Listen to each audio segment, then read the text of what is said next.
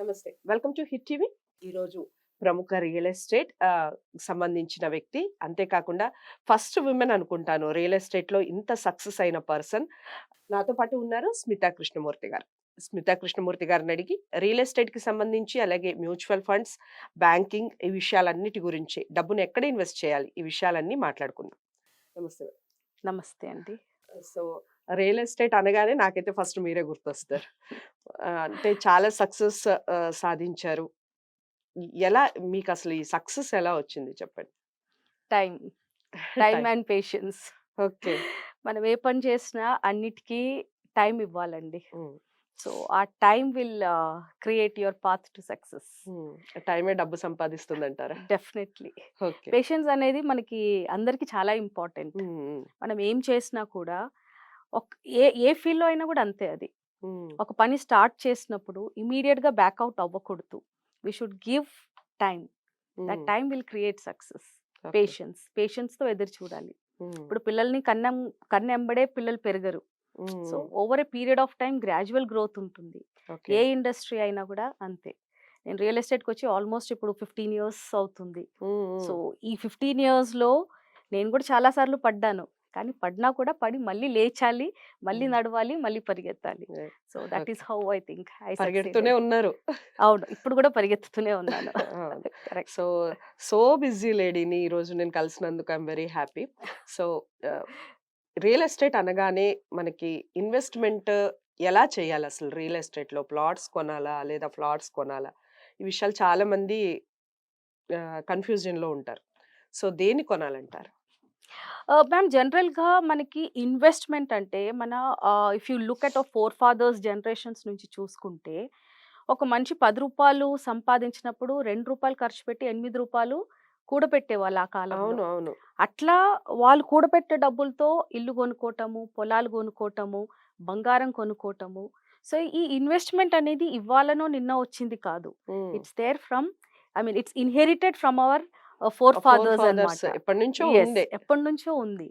So, ఈ investment అంటే it's nothing but savings. హ్మ్. మన హ్మ్. సేవింగ్స్‌ని మనం ఇంట్లో ఒక డబ్బాలో దాచుకుంటే పెరగదు. హ్మ్. తర్వాత బ్యాంకింగ్ సిస్టమ్స్ వచ్చింది. బ్యాంక్‌లో పెట్టినా కూడా వాళ్ళిచ్చే వడ్డీకి ఈ డబ్బులు అవ్వాలంటే ఇట్ ఈస్ నాట్ పాసిబుల్. హ్మ్. Hmm. So, people started thinking about investment options. హ్మ్. సో, ఇల్లు లేని వాళ్ళు డబ్బులుంటే ఇల్లు కొనుక్కుంటారు.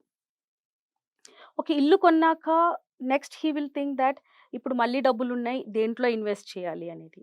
ఈ హ్మ్. ఇన్వెస్ట్‌మెంట్ కూడా మనం దేనికోసం ఇన్వెస్ట్‌మెంట్ చేస్తున్నామో అనే ఒక ఐడియాతో ఇన్వెస్ట్ చేయాలి. ఓకే. ఇప్పుడు నా దగ్గర ఒక రూ. 1,00,00,000 ఉంది. హ్మ్. నేనది నా కోసం ఉంచుకుంటున్నానా? నా పిల్లల కోసం పెట్టుకుంటున్నానా? లేదంటే వాళ్ళ పిల్లల కోసం పెట్టుకుంటున్నామా? హ్మ్. హ్మ్. ఇప్పుడు నా కోసం నేను ఇన్వెస్ట్ చేయాలి అనుకుంటే హ్మ్. ఒక 5-6 ఇయర్స్, హ్మ్. మాక్స్ 10 ఇయర్స్‌లో నాకు ఒక రకమైన అప్రిసియేషన్ రావాలి. హ్మ్. అది బ్యాంక్‌లో పెట్టినా, ఎఫ్‌డీస్ యేసుకున్నా, లేదు బంగారం కొనుక్కున్నా, లేదంటే ల్యాండ్‌లో పెట్టుకున్నా గూడా ఒక 5-10 ఇయర్స్‌లో అప్రిషియేట్ అయ్యే ఏ ప్రొడక్ట్‌లోనైనా నేను ఇన్వెస్ట్ చేయాలనుకుంటా. ఎందుకంటే అది ఓకే. నాకవసరం. హ్మ్. అదే నా పిల్లలకనుకోండి ఒక 15 ఇయర్స్, 20 ఇయర్స్ వరకి నేను సరే పిల్లలు గదా! వాళ్ళు పెద్దగయినాక వాళ్ళకవసరం. సో, ఆ ఒక్క టైం ఆలోచించుకొని, ఆ టైంలో ఎక్కడ వాళ్ళకి అప్రిసియేషన్ అవుతుందో, అలాంటి ఒక ప్రొడక్ట్‌ని నేను ఎంచుకుంటాను.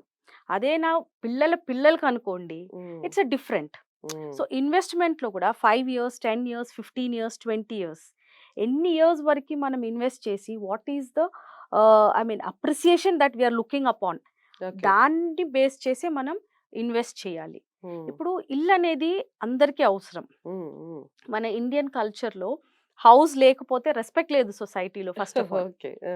మొన్న ఒక పెళ్ళికెళ్ళాను. హ్మ్. అబ్బాయికి ఇల్లు లేదన్నారు. హ్మ్. సో, అదొక సోషల్ స్టేటస్‌గా మారింది ఇప్పుడు ఇల్లనేది. Hmm. Hmm. So, first investment ఎవరి త్రూ అయినా కూడా హ్మ్. అది ఇంటికే పెడతారు. హ్మ్. ఓకే. ఇల్లనేది ఇట్స్ అ కామన్ ఫ్యాక్టర్ ఇప్పుడు సొసైటీలో. హ్మ్. సో, ఇంటి మీద ఇన్వెస్ట్ చేస్తారు. ఇంకా డబ్బులున్నాయి. నాకొక 5, 10 ఇయర్స్‌లో కొంచెం డబ్బులు అప్రిషియేట్ అవ్వాలి, డబ్బులవ్వాలి అనుకుంటే, రిస్క్ తీసుకోవాలనుకున్న వాళ్ళు మ్యూచువల్ ఫండ్స్‌లో పెడతారు. జీరో రిస్క్ అనుకున్న వాళ్ళు ఎఫ్‌డి యేసుకుంటారు. హ్మ్. లేదు నాకు డబ్బులవ్వాలి, నా మనీ సేఫ్‌గా ఉండాలి అనుకునే వాళ్ళు రియల్ ఎస్టేట్‌లో ఇన్వెస్ట్ చేస్తారు. ఓకే. రియల్ ఎస్టేట్‌లో పెడితే డబుల్ అవుతుంది. Definitely ma'am. ఓకే. డెఫినైట్‌లీ. ఇప్పుడు ఉన్న స్పీడ్ హైదరాబాద్ ద హ్మ్. వే హైదరాబాద్ ఈస్ గోయింగ్ ట్రిపుల్ కాదు 10 టైమ్స్ ఇంటూ 10 అయిన ఛాన్సెస్ కూడా ఉన్నాయి చాలా ప్రాపర్టీస్‌లో. ఓకే. ఓకే. ఇప్పుడు మీరు చూసే కోకాపేట్ కానీ, హ్మ్. హ్మ్. నానక్రామ్‌గూడ గాని, గచ్చిబౌలి గాని అవన్నీ మల్టిప్లైడ్ ఇంటూ 10 అండ్ అబోవ్ అయిన ఏరియాస్ అన్నమాట. ఓకే. యెస్. సో, రియల్ ఎస్టేట్‌లో డెఫినైట్‌లీ దేర్ ఈస్ అప్రిసియేషన్. హ్మ్. అందుకే రియల్ ఎస్టేట్‌కి ఇంత బూమ్ ఉంది. హ్మ్. హ్మ్. రియల్ ఎస్టేట్ ఎప్పటికీ పడిపోని ఒక ప్రొడక్ట్ అన్నమాట. ఎందుకంటే మన కంటి ముందే ఉంటుంది ప్రొడక్ట్. ఓకే.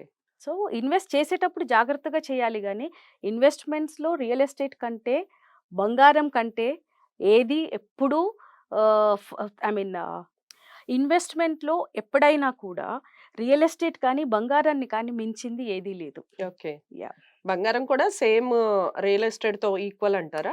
ఈక్వల్ కాదు. కానీ ఇట్స్ ఎ సేఫ్ ఇన్వెస్ట్‌మెంట్ అంటాను. హ్మ్. హ్మ్. ఎందుకంటే బంగారం ఎప్పుడైనా మనం ఇమ్మీడియేట్‌గా ఎన్‌కాష్ చేసుకోవచ్చు. హ్మ్.